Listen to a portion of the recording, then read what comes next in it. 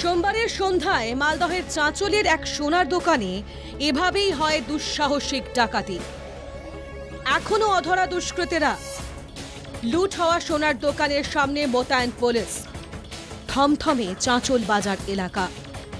পালানোর সময় গুলিও চালিয়েছে ডাকাতরা।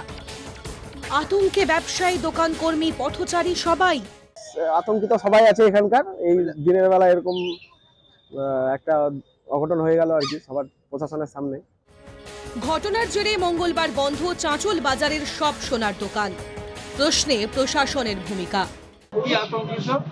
প্রত্যেকটা স্বর্ণ ব্যবসায়ী সব দোকান বন্ধ রেখেছে।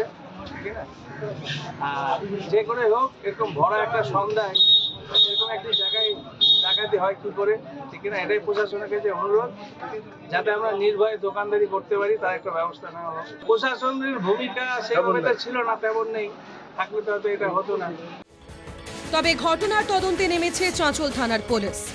কিন্তু গত কয়েক মাসে রাজ্যের বিভিন্ন প্রান্তে একের পর এক সোনার দোকানে ডাকাতির ঘটনা ঘটেছে।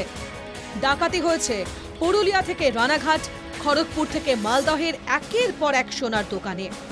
ডাকাতদের কোপে কেউ জখম হয়েছেন, ঘটেছে মৃত্যুর ঘটনা। প্রশ্নের মুখে পুলিশ প্রশাসনের ভূমিকা। মালদহ থেকে নারায়ণ সরকারের রিপোর্ট, NKTV বাংলা।